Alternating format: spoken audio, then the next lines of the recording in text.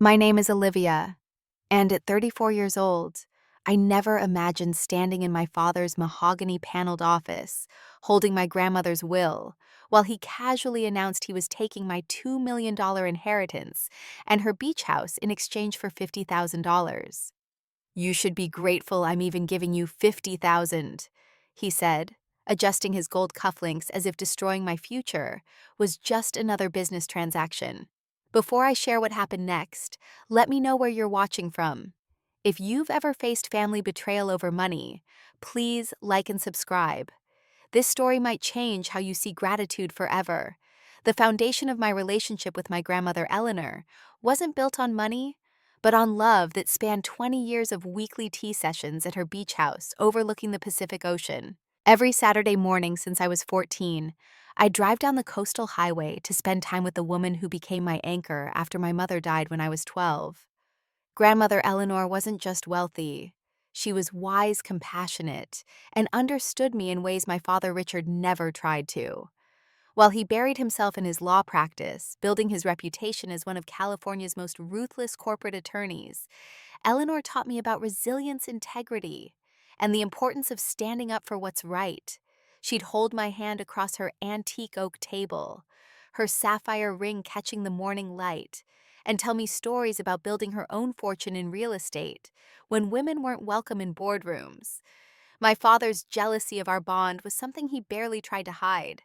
During family dinners, he'd make snide comments about how I spent more time with his mother than with him. The truth was, Eleanor saw through Richard's polished exterior to the cold, calculating man beneath. She watched him marry Stephanie just 18 months after my mother's death, bringing home a woman 20 years younger, who wore designer clothes like armor and smiled with her mouth but never her eyes. When my half-brother Connor was born, I was 16 and already understood my place in this reconstructed family. Stephanie made sure I knew I was a reminder of Richard's past, not part of their future. Connor grew up spoiled given everything he pointed at, while I learned to earn my achievements. Every scholarship, every internship, every promotion I earned at the marketing firm, where I eventually became director, I did without a penny of help from Richard. Yet through it all, Eleanor remained my constant. During her battle with cancer 2 years ago, our tea sessions moved to her bedroom, where she'd grip my hand with surprising strength and make me promise to take care of the beach house. "It's not just property, darling," she'd whisper, her voice still commanding despite the illness. "It's where your mother and I spent summers together when she was pregnant with you. It's where you learned to be strong. That house is your birthright." 2 weeks before she died, Eleanor called me over alone. Richard and Stephanie were conveniently vacationing in Monaco with Connor. She handed me a handwritten letter sealed in her cream-colored stationery. "Keep this safe," she said, her green eyes still sharp despite the morphine. "There's the official will Richard knows about, and then there's my true wishes in this letter. The beach house and half the trust fund are yours, Olivia. The other half goes to Connor for when he turns 25. Richard gets his father's law books in a modest sum, which is more than he deserves." I held that letter like a talisman through her funeral, where Richard played the grieving son perfectly. He stood at the podium in his black Armani suit, talking about family legacy and honoring Eleanor's memory, while his eyes kept finding mine in the crowd, cold and calculating. Stephanie dabbed at dry eyes with a handkerchief, while Connor texted on his phone hidden behind the funeral program. 3 months passed after we buried Eleanor in the family plot next to my mother. 3 months of Richard handling the estate as executor of Stephanie, dropping hints about renovating the beach house of Connor, bragging to his friends about his inheritance. I waited for the official reading that letter, burning a hole in my safe deposit box. During those months, I threw myself into work landing the Morrison Industries account that put our firm on the map. My success meant nothing to Richard. At family dinners, I felt obligated to attend. He'd still make his favorite comment, the one he'd been using since I was a teenager. "You should be grateful," he'd say, whether I mentioned a promotion or simply asked him to pass the salt. "Not everyone gets the opportunities you've had." The irony wasn't lost on me. Every opportunity I'd had, I'd created myself. while Connor crashed 3 cars before his 18th birthday and got new ones each time I drove the same Honda Civic for 8 years, until I could afford to buy my own car. While Stephanie redecorated their mansion twice a year, I lived in a modest apartment, saving every penny for the future Eleanor promised me. My best friend Angela, who worked as a paralegal downtown, warned me something felt wrong. "Your dad's been meeting with property developers," she told me over coffee one morning. My boss mentioned seeing him at Coastal Development Group multiple times. I brushed off her concerns, trusting that even Richard wouldn't dare go against Eleanor's explicit wishes. I also started noticing changes in Richard's behavior. He'd become almost cheerful around me, asking about my work with genuine seeming interest. Stephanie invited me to spa days, which I politely declined. Connor suddenly wanted to bond, asking if I'd help him with his college applications. The family that had treated me like an outsider for years was suddenly drawing me close, and every instinct screamed that something was wrong. The night before Richard called me to his office, I had a dream about Eleanor. She was sitting in her beach house, younger and healthy, arranging white roses in a vase. "Remember, darling," she said without looking up, "sometimes you must lose to win. The greatest victories come from appearing defeated." I woke with her perfume in my nostrils and a sense of foreboding in my chest. The summons came through Richard's secretary, Janet, on a Thursday morning, her voice apologetic as always. "Your father requests your presence at his office tomorrow at 10 sharp, she said, and I could hear the discomfort in her tone. Janet had worked for Richard for 15 years and had developed a soft spot for me, often slipping me candy when I visited as a child. I arrived at the law firm of Brennan Whitmore and Associates 5 minutes early, wearing my best business suit, the navy one Eleanor had bought me for my birthday. The receptionist, a new girl who didn't know me, made me wait while Richard kept me cooling my heels for 20 minutes of power play as transparent as glass. When I finally entered his corner office with its floor-to-ceiling windows overlooking downtown, I found a full audience. Richard sat behind his massive desk like a king on his throne. His business partner Marcus lounged in one of the leather chairs, scrolling through his phone with practiced disinterest. And there, in the corner, perched on the cream-colored settee, like a cat who'd found the cream, sat Stephanie, her new diamond tennis bracelet catching the light every time she moved her wrist. "Olivia," Richard said, not standing, not offering me a seat. "Thank you for coming. We need to discuss Mother's estate." I remained standing, my hand instinctively moving to my purse where I'd placed a copy of Eleanor's letter. "I've been waiting for the official reading." Richard's smile was thin as paper. "Well, that's what we need to discuss. There are some ambiguities in Mother's will that need clarification." Marcus looked up from his phone, his expression lawyerly neutral. "The will as written has some legal complications that could tie up the estate in probate for years." Complications. I kept my voice steady, though my heart was beginning to race. Richard stood then, coming around his desk in that measured way of his, like a predator who knows the prey is cornered. "Mother wasn't in her right mind those last months. The medications, the pain, it affected her judgment. The will she filed makes unrealistic distributions that don't align with family needs." "Connor's college fund needs to be secured," Stephanie added from her corner, examining her manicure. "And there are tax implications you probably don't understand." The condescension in her voice made my jaw clench, but I forced myself to remain calm. "What exactly are you saying?" Richard returned to his desk, pulling out a manila folder. "I'm saying that as executor, I have a fiduciary duty to interpret Mother's wishes in a way that best serves the family. The beach house, for instance, is a drain on resources. The maintenance alone is astronomical. And the trust fund, well, it needs to be managed properly for Connor's future." Connor's future. I couldn't help the incredulity in my voice. "Half of that trust is mine, Richard. And the beach house grandmother specifically left that to me." "Did she?" Richard's eyebrow arched. "The will is vague on that point. It mentions family property remaining in the family. As the eldest son, that technically means it comes to me to distribute as I see fit." I reached into my purse, pulling out Eleanor's letter. She was very specific in her actual wishes. Richard barely glanced at the envelope. "A letter written under the influence of heavy medication carries no legal weight. Marcus cleared his throat, shifting into lawyer mode. "Handwritten letters, especially those created without witness verification, are considered unofficial and legally non-binding. Any attempt to use such a document to contest an executor's interpretation would result in lengthy litigation. Litigation that would cost you more than you'd ever hope to recover, Richard added smoothly. Legal fees for estate disputes run into the hundreds of thousands, and that's assuming you could even find a lawyer willing to go against our firm. The threat hung in the air like smog. I looked at each of them, seeing the trap they'd so carefully constructed. So what exactly are you offering? Richard's smile widened, showing too many teeth. I'm offering you $50,000 free and clear. No legal battles, no family drama, no destroying mother's memory with ugly public disputes.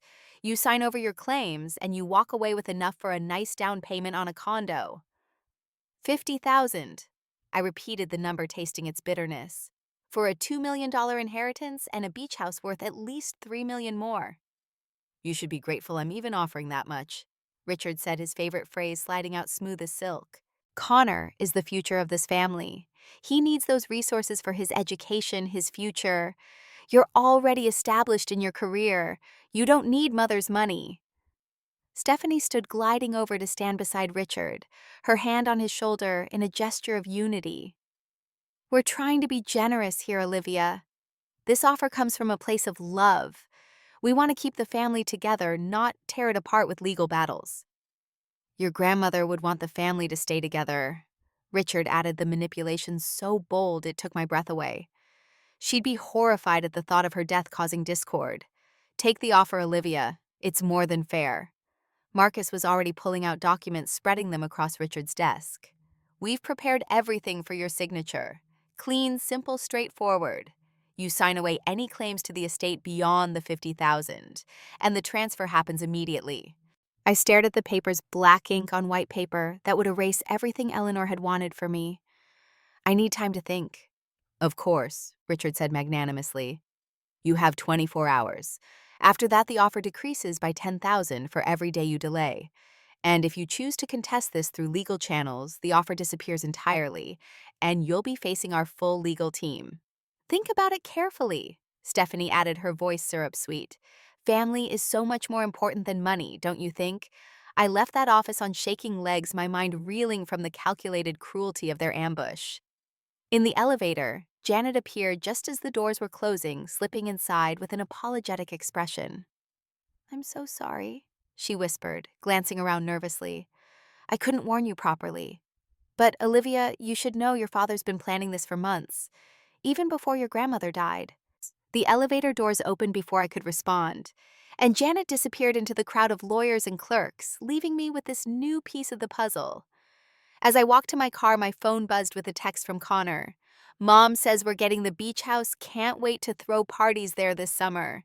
The casualness of his greed, the assumption that my inheritance was already theirs, ignited something in me. But I remembered Eleanor's words from my dream. Sometimes you must lose to win.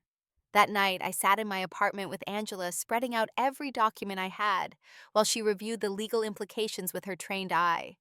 The coffee table was covered with papers, legal precedents she'd printed, and the remains of Chinese takeout we'd barely touched.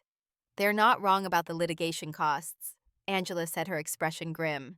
Estate disputes are brutal expensive, and Richard knows every judge in the county. But, Olivia, this is criminal what they're doing. Criminal and legal aren't always opposites, I replied, staring at Eleanor's letter. Her handwriting was shaky but clear, every word a testament to her wishes. He's counting on me not having the resources to fight. Angela was running calculations on her laptop, her forehead creased with concentration. Even if you found a lawyer to take this on contingency, which is unlikely against Richard's firm, you're looking at 2 to 3 years minimum in court. The 50,000 wouldn't even cover a year of legal fees. I stood and walked to my window, looking out at the city lights. Somewhere out there, Richard and Stephanie were probably celebrating their victory already. The beach house where I'd learned to swim, where Eleanor taught me to be strong, where my mother's laughter still seemed to echo in the walls, would become their weekend party venue. What if I take the deal? I said quietly. Angela's head snapped up. You can't be serious. Eleanor used to tell me something, I continued, still staring at the lights. She said the best revenge against those who wrong you isn't anger or violence, it's success. And sometimes she said you must lose to win. That's very philosophical, but it doesn't get you your inheritance back. I turned to face my friend, and something in my expression must have changed because Angela leaned back, eyes widening. You're planning something. I'm planning to take their offer, I said calmly. And then I'm going to document everything. Every conversation, every threat, every manipulation. Richard thinks he's won, but he's forgetting something crucial. What's that? I'm Eleanor's granddaughter. I learned from the best. The next morning, I returned to Richard's office with my own recorder hidden in my purse, though I made sure to ask if they minded if I reviewed the documents one more time before signing. Richard was magnanimous in victory, even offering me coffee, which Stephanie poured with a smile that never reached her eyes. I want to be clear about what I'm signing, I said, reading through each page methodically. This states that in exchange for $50,000, I relinquish all claims to my grandmother Eleanor's estate, including the beach house at 24 Coastal Drive, the trust fund established in 1998, and all personal effects not already distributed. That's correct. Marcus confirmed, his tone professional but satisfied. And this clause here, I continued, pointing to a section near the bottom. This indemnifies you as executor from any future claims of mismanagement or breach of fiduciary duty. Richard's eyes narrowed slightly. Standard language. It protects the estate from frivolous lawsuits. Of course. I set down the papers. And if I sign this, when do I receive the $50,000? Immediately, Stephanie said eagerly. Wire transfer within the hour. I picked up the pen Richard offered, a Mont Blanc that probably cost more than most people's monthly rent. For a moment, I held it over the signature line, feeling the weight of what I was about to do. Then I thought of Eleanor's strength, her wisdom, her faith in me. I signed my name with a steady hand. Richard's relief was palpable, his shoulders dropping as if a weight had been lifted. You've made the right choice, Olivia. Your grandmother would be proud that you put family first. I'm sure she would. I agreed, my voice neutral. As promised, the money appeared in my account within the hour. $50,000, the price Richard had put on my birthright. I stared at the deposit notification on my phone, then did something that would have puzzled them if they'd known. I smiled. After leaving the office, I didn't go home or to work. Instead, I drove to the beach house using my key one last time. The familiar creak of the door, the smell of salt air mixed with Eleanor's favorite lavender potpourri, the way the light streamed through the windows she'd specially designed to catch the morning sun. It all felt like a goodbye. But in Eleanor's study, I found what I was looking for, her appointment book from the last year filled with notes in her careful handwriting. Doctor's appointments, medication schedules, and most importantly, visits from Richard. The dates were telling. He'd increased his visits dramatically in her final months, always when I was at work, always when the nurses were on break. I photographed every page, then moved to her desk, where she kept her correspondence. In a locked drawer that Richard had apparently missed, I found carbon copies of letters she'd sent to another attorney. Harold Westbrook expressing concerns about Richard's pressure for her to change her will. The dates aligned perfectly with Richard's visits. My phone buzzed with a text from Connor. Dad says you took the deal. Smart move, sis. That beach house needs too much work anyway. We're going to tear it down and build something modern. Tear it down. They were going to destroy Eleanor's legacy and build some glass and chrome monstrosity. The fury that rose in me was white hot, but I channeled it into cold determination. That evening, I made my first call to Harold Westbrook. The elderly attorney remembered Eleanor well, and was disturbed to hear about the circumstances of my disinheritance. Eleanor came to me 6 months before she died. He revealed, his voice heavy with regret. She wanted to change her executor from Richard to me, but Richard found out and convinced her I was too old, that it would be too much stress for me. She was so ill by then, so vulnerable to his manipulation. Do you have any documentation of her wishes? I asked. I have her original will, Harold said quietly. The one she filed with me before Richard convinced her to redo everything with his firm. It's quite different from what I'm sure he's executing now. My heart raced. Can you send me a copy? I'll do better than that. I'll file it with the probate court. It might not override the newer will, but it establishes a pattern of intent that could be very interesting to the right authorities. Authorities! Harold's voice took on an edge I hadn't expected from the genteel old lawyer. What your father has done isn't just unethical, Ms. Olivia. Depending on how he influenced your grandmother in her final months, it could be criminal elder abuse. Financial exploitation of a vulnerable adult is a felony in California. The word felony hung between us like a promise. What would you need to prove that? I asked. Documentation of his visits during her illness, evidence of mental manipulation, proof that he used his position of trust to enrich himself at her expense. Medical records showing her mental state, witness testimonies from caregivers, any financial irregularities in how he's handling the estate. Give me 30 days, I said. I'll get you everything you need. The investigation I launched over the next month would have made Eleanor proud. I approached it like I would a marketing campaign, identifying targets, gathering intelligence, building alliances. The $50,000 Richard had given me became my war chest, and I invested every penny in uncovering the truth. The first breakthrough came from Janet, Richard's secretary. I met her for coffee on her lunch break, choosing a cafe far from the law firm. She was nervous, constantly checking over her shoulder, but her loyalty to Eleanor was stronger than her fear of Richard. Your grandmother called the office multiple times in her last months, Janet revealed, sliding a folder across the table. She wanted to speak to other attorneys, but Mr. Richard always intercepted the calls. I kept copies of the phone logs. The log showed 17 attempts by Eleanor to reach other partners at the firm, all redirected to Richard. Janet had also documented Richard's instructions to her. If my mother calls, I handle it personally, no exceptions. There's more, Janet continued, her voice dropping. The week before your grandmother passed, Mr. Richard had me schedule meetings with Coastal Development Group. He was negotiating the sale of the beach house before your grandmother was even gone. She produced copies of emails carefully printed and dated. The development company was offering $7 million for the property, with plans to demolish Eleanor's house and build luxury condos. Richard's responses showed eager interest, promising quick possession after the estate was settled. Connor surprisingly became my next ally, though he didn't know it. My half-brother, spoiled as he was, had a habit of oversharing on social media. His Instagram stories from the past months painted a damning picture, videos of Richard and Stephanie discussing the estate over dinner, believing Connor's phone was focused on his food.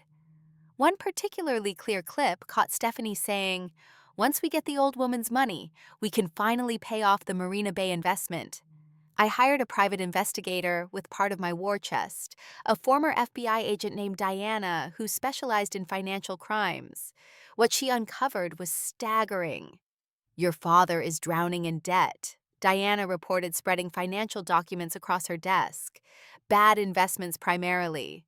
He put $3 million into a tech startup that went belly up, another $2 million into a real estate scheme that turned out to be fraudulent. He's been borrowing against his partnership at the firm, and the partners are getting restless. What about Stephanie? Diana smiled grimly. Your stepmother has a gambling problem. High-stakes poker private games in Chinatown. She owes some very dangerous people about $800,000. They've been patient because of your father's reputation, but that patience is wearing thin. The picture was becoming clear. Richard hadn't stolen my inheritance out of greed alone, but out of desperation. The beach house sale would clear their debts and leave enough for them to maintain their facade of wealth. The smoking gun came from an unexpected source, the night nurse who'd cared for Eleanor in her final weeks. Maria had been fired by Richard 2 days after Eleanor's death, ostensibly for budget reasons. I tracked her down to a hospice facility in San Diego, where she'd taken a new position. Mrs. Eleanor was clear-minded most days, Maria told me, tears in her eyes. But your father, he would visit when her medication was at its peak, when she was most confused. He would bring papers, tell her they were for her medical care, for her comfort. She would sign anything in those moments. Did you ever see what she was signing? Maria nodded, pulling out a small notebook. I documented everything. Times, dates, what medication she was on, what Mr. Richard asked her to sign. I knew something was wrong, but I needed my job. The notebook was a goldmine. Richard had systematically visited Eleanor during her most vulnerable moments, obtaining signatures on document after document. One entry particularly stood out: 3 days before her death. When Eleanor was barely conscious, Richard had her sign a codicil to her will that dramatically altered the distributions. The final piece of the puzzle came from Marcus himself, though he never knew it. Richard's partner had been having an affair with Stephanie for months, something Diana's surveillance quickly confirmed. Their pillow talk recorded during a weekend when Richard was supposedly at a legal conference revealed the full scope of the conspiracy. "Richard's an idiot," Marcus could be heard saying on the recording. "We could have gotten $12 million for that beach property if he'd waited. But he's so desperate to cover his debts he's taking the first offer." Stephanie's response was equally damning. "Once the old woman's estate is liquid, I'm divorcing him anyway. You and I can start fresh with my half." They went on to discuss how they'd hidden assets, created shell companies to funnel money, and even considered what would happen if I contested the will. "Richard says Olivia's too weak to fight," Stephanie said. "She'll take the 50,000 and slink away like always." Armed with this evidence, I met with Harold again this time, accompanied by a representative from the State Attorney General's office, a sharp young prosecutor named James Chen, who specialized in elder abuse cases. "This is one of the clearest cases of financial elder abuse I've seen," James said after reviewing everything. "The systematic manipulation, the exploitation of her medicated state, the conspiracy to defraud rightful heirs. We're looking at multiple felonies here." "What's the next step?" I asked. "We need one more thing," James replied. "We need to catch them in the act of disposing of the stolen assets. If they're moving money through shell companies, if they're actively selling the beach house under fraudulent pretenses, that's what we call enterprise corruption. It triples the penalties." Harold leaned forward. "Richard's 65th birthday party is in 2 weeks. The entire legal community will be there. Judges, partners from every major firm, media connections. If you wanted to make a statement," James and I exchanged glances, "a public revelation would destroy Richard more thoroughly than any private legal action. His reputation, the thing he valued above all else, would be annihilated in front of everyone who mattered to him." "I'll need access to the party," I said. Harold smiled. "I'm invited, of course. You'll be my +1. And James, I believe the Attorney General's office received an invitation as well." James nodded. "We did. Several of us will be attending in an unofficial capacity." We spent the next 2 weeks preparing meticulously. Diana continued her surveillance documenting Richard and Marcus moving money through a complex web of offshore accounts. The beach house sale was scheduled for the Monday after the party papers already drawn up Eleanor's legacy, about to be reduced to a real estate transaction. I also discovered something that broke my heart and strengthened my resolve simultaneously. In Eleanor's safe deposit box at a bank Richard didn't know about, I found letters she'd written to me over the years, but never sent, documenting Richard's emotional abuse of her, his constant demands for money, his threats to keep me away from her if she didn't comply with his wishes. One letter dated just a month before her death read, "My darling Olivia, if you're reading this, then Richard has done what I fear he will. Know that everything I have should be yours, not because of blood or obligation, but because you're the only one who loved me for myself, not my money. The beach house is yours by right and by love. Don't let them take it from you. Fight with the wisdom I've tried to teach you. Sometimes the longest path to justice is the surest one. All my love, grandmother." The night of Richard's 65th birthday party arrived with all the pomp he'd dreamed of. The country club was decorated in black and gold champagne, flowed like water, and the guest list read like a who's who of California's legal elite. Richard stood at the entrance in a custom tuxedo, Stephanie glittering beside him in a gown that cost more than most people's annual salary, greeting guests like royalty receiving subjects. When Harold and I arrived, Richard's face went through several expressions in rapid succession: surprise, confusion, anger, and finally a forced smile as other guests watched our interaction with interest. "Olivia," he said stiffly. "I wasn't expecting you." "Harold invited me," I replied smoothly, wearing Eleanor's emerald necklace, the one piece of jewelry I'd managed to claim before the estate was locked down. "I wouldn't miss your birthday, Richard." Stephanie's eyes locked onto the necklace, her jaw tightening. "That's Eleanor's," she said quietly. "Yes," I agreed. "She gave it to me before she died. Personally. Unless you'd like to claim that was due to undue influence too. Harold steered me away before the conversation could escalate, but I could feel Richard's eyes following us through the room. The party proceeded with speeches from partners praising Richard's legal acumen, his dedication to justice, his integrity. I stood in the back waiting. Connor found me during the cocktail hour, slightly drunk already at 19. "Hey, sis," he slurred. "No hard feelings about the house, right? Dad says you understand it's for the best." "I understand perfectly," I assured him, and I meant it. The moment came after dinner during the traditional toast portion of the evening. Richard had just finished a self-aggrandizing speech about family values and the importance of legacy when Harold stood tapping his glass for attention. "I'd like to propose a toast as well," Harold said, his voice carrying across the silent room. "But first, Richard's daughter Olivia has prepared something special for this occasion." I walked to the front of the room, my phone connected to the venue's presentation system.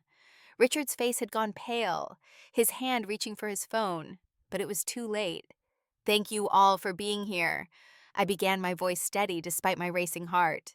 I wanted to share some memories of my father's recent handling of my grandmother Eleanor's estate.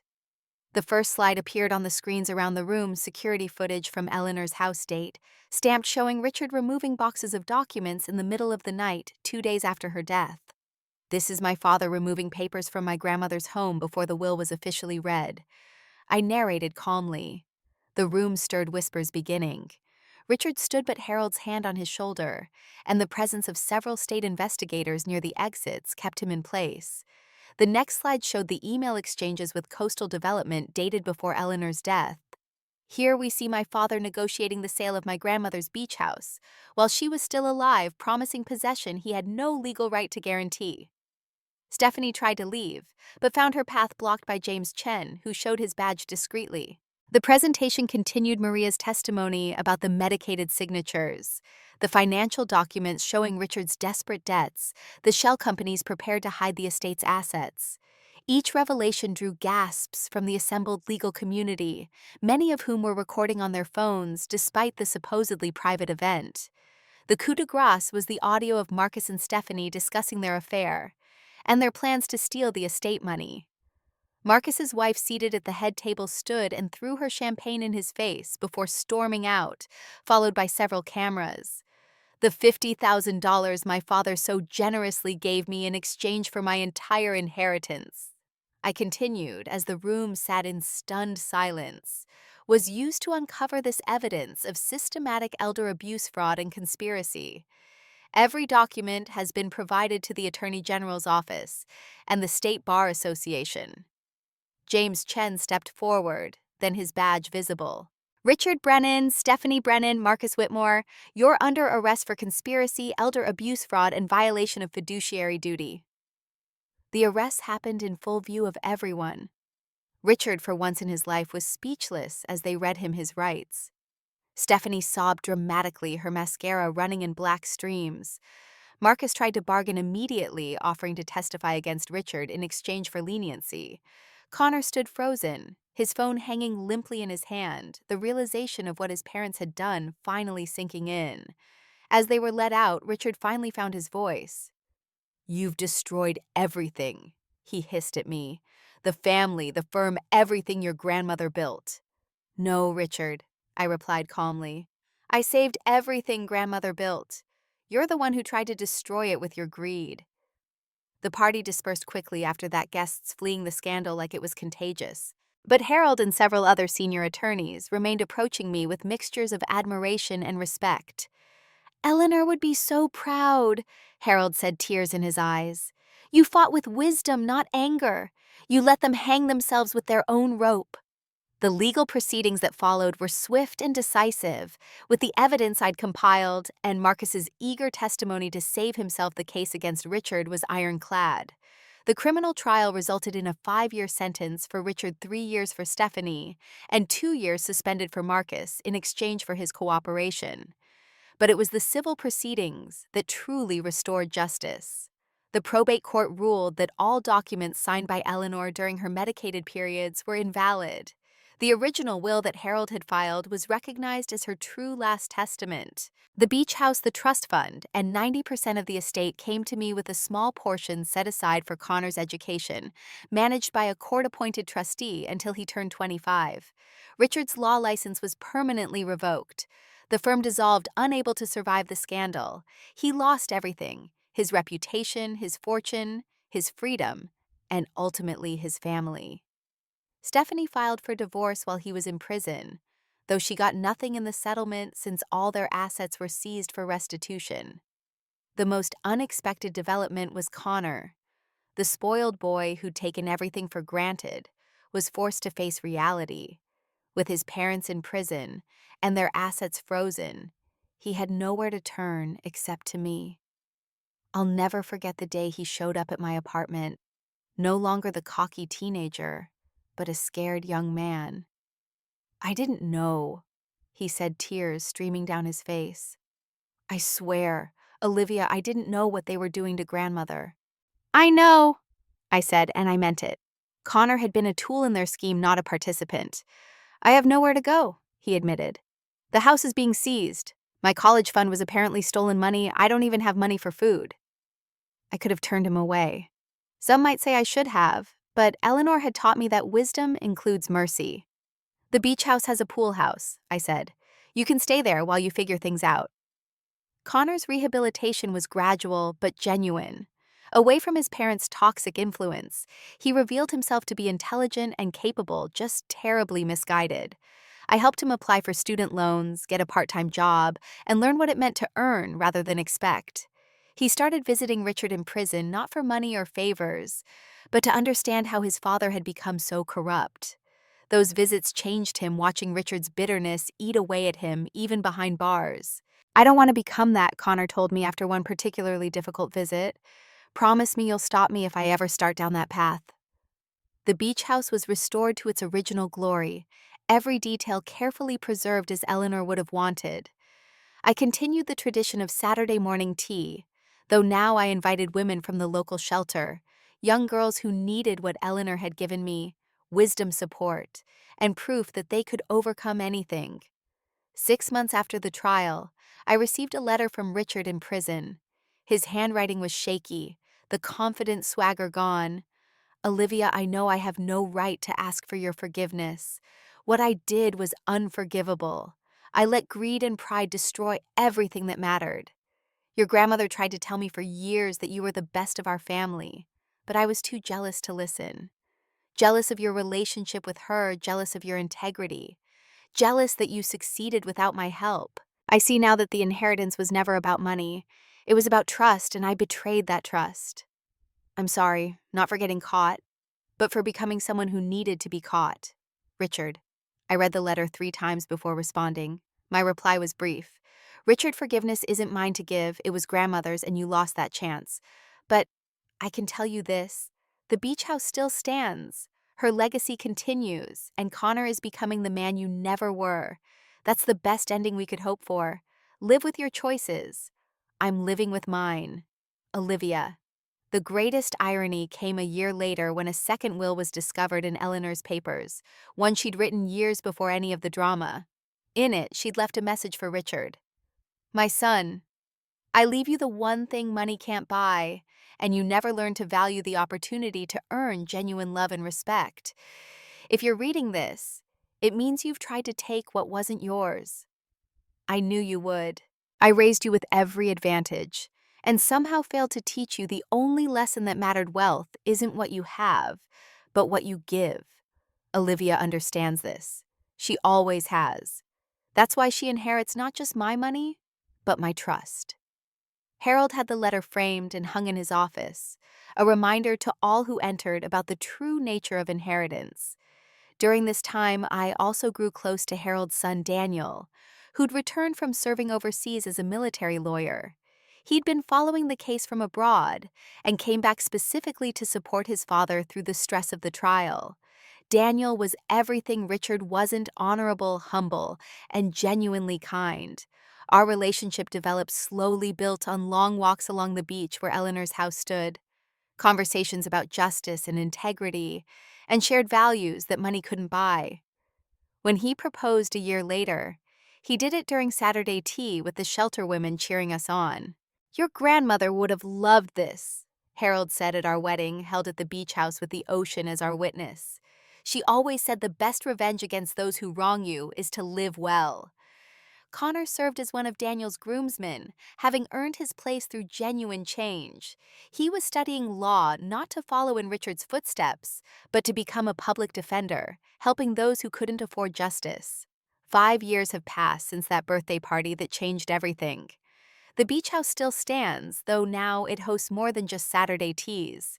It's become a center for women's financial literacy, teaching others how to protect their inheritances and understand their rights. Eleanor's portrait hangs in the main room watching over the classes with that knowing smile. Connor graduated law school last month, third in his class. He's joined the public defender's office taking on cases for elderly victims of financial abuse. "It's my penance," he says, though I tell him it's his purpose. Richard attended the graduation in shackles, a special dispensation from the court. The pride in his eyes was mixed with profound regret, finally understanding what he'd missed by valuing money over meaning. Stephanie disappeared after her release, moving to Florida under an assumed name. Marcus tried to rebuild his practice in another state, but the scandal followed him. Last I heard, he was working as a paralegal for a personal injury firm, a cosmic justice that Eleanor would have appreciated. The $7 million development deal for the beach house fell through after the scandal, but it didn't matter. The house is worth more as a monument to Eleanor's wisdom than any amount of money could represent. Every room holds memories, lessons, and the laughter of women learning they're stronger than they knew. Daniel and I discovered we're expecting our first child next spring. We've already decided if it's a girl, her middle name will be Eleanor. If it's a boy, Harold, after the man who stood by justice when it would have been easier to stay silent. Richard continues to write from prison, each letter showing more genuine reflection. He started teaching literacy to other inmates, finding purpose in service for the first time in his life. "I finally understand what Mother meant," he wrote recently. "Wealth isn't what you have, it's what you give. I had everything and gave nothing. Now I have nothing and finally have something to give." I visited him last week, the first time since his sentencing. He's aged decades in 5 years, his hair completely gray, his arrogance replaced with something approaching wisdom. "Do you hate me?" he asked, his hand shaking on the metal table between us. "No," I said truthfully. "Hate would mean you still have power over me. You don't." "What then?" "I nothing you, Richard. You're a cautionary tale I tell at the Women's Center. You're a reminder of what happens when greed becomes greater than grace. You're the reason Connor became a good man, because he saw what happened when someone chooses to be a bad one." Richard nodded, tears falling freely. "The 50,000, he said suddenly. "You used it to destroy me." "No," I corrected. "I used it to save grandmother's legacy. You destroyed yourself." "You should be grateful," he said, then caught himself, a bitter laugh escaping. "God, how many times did I say that to you?" "Every time you wanted me to accept less than I deserved," I replied. "But here's what you never understood, Richard. I am grateful. Grateful for grandmother's wisdom, grateful for the strength to fight back, grateful for the friends who stood by me, grateful even for this experience, because it taught me my own power." "And me?" he asked. "Can you be grateful for me?" I thought about it for a long moment. "Yes," I finally said. "Finally. I'm grateful you showed me exactly who I never want to become." The 30-minute visit ended with Richard asking one final question. "Will you take care of Connor?" "I already am," I assured him. "He's becoming the son you should have been proud of all along." Walking out of that prison, I felt the last chains of the past fall away. The beach house was waiting. Daniel was waiting. Our future child was waiting. And Saturday was coming with another group of women ready to learn that their worth isn't measured in what others think they deserve, but in what they're willing to fight for. As I drove along the coastal highway, the ocean sparkling in the afternoon sun, I could almost hear Eleanor's voice on the wind. "Sometimes you must lose to win, darling. The greatest victories come from appearing defeated." She was right as always. I'd signed away my inheritance for $50,000, looking like a fool accepting defeat. But that apparent loss became the key to total victory. Richard had demanded gratitude for crumbs while planning to steal the feast. Instead, he got a feast of consequences that will last the rest of his life. Standing in the beach house that evening, watching the sunset paint the sky in shades of pink and gold, I raised a cup of Eleanor's favorite tea in a toast to the woman who'd seen all of this coming. "You knew, didn't you?" I said to her portrait. "You knew Richard would do this, knew I'd fight back, knew how it would end. That's why you told me sometimes you must lose to win." The house creaked gently. The sound Eleanor always said was the house agreeing with you. In that moment, I understood the greatest inheritance she'd left me wasn't money or property, but the wisdom to know when to bend, so you don't break, when to appear weak, so your enemies reveal their strengths, and when to strike with the accumulated power of patient justice. Tomorrow would bring new challenges, new students at the center, new fights for justice. But tonight in Eleanor's house by the sea, surrounded by the legacy of a woman who turned her grandson's greed into her granddaughter's triumph, I was exactly where I belonged. The greatest inheritance I've learned isn't what we receive, but what we choose to do when someone tries to take it away. And sometimes, just sometimes, when someone demands we be grateful for their cruelty, the best response is to show them what real gratitude looks like, the grace to fight with wisdom, the strength to win with dignity, and the mercy to find meaning even in our enemy's defeat. The $50,000 Richard gave me to steal my birthright became the seed money for his destruction. But more than that, it became the foundation for Connor's redemption, for Daniel's love for the Women's Center that carries on Eleanor's legacy. Every dollar was transformed from shame to power, from loss to victory. As I close this story preparing for the next chapter of life growing within me, I leave you with Eleanor's final lesson, the one she wrote in a letter I found hidden in the beach house's attic just last month. "Darling Olivia, if you're reading this, you've won. Not because you got the money or kept the house, but because you learned that true wealth is the courage to stand against injustice, the wisdom to choose your battles, and the grace to transform even betrayal into blessing. Your father thought he was teaching you to be grateful for scraps. Instead, you learned to turn scraps into a feast. That's the real inheritance. I leave you not what's in my will, but what's in your will. The will to fight, the will to forgive, but not forget, and the will to build something beautiful from the ashes of what others tried to burn. With all my love forever and always, Grandmother Eleanor." Have you ever faced a situation where someone in power tried to make you grateful for less than you deserved? How did you handle it? Share your story in the comments below. If this story resonated with you, please like and subscribe to hear more about overcoming family betrayal and finding justice. And if you know someone struggling with inheritance disputes or family financial abuse, please share this video with them. Sometimes knowing you're not alone is the first step toward fighting back. Thank you for watching. And remember, your worth isn't determined by what others think you deserve, but by what you're willing to stand up and claim for yourself. Stay strong, stay wise, and never let anyone make you grateful for less than your worth.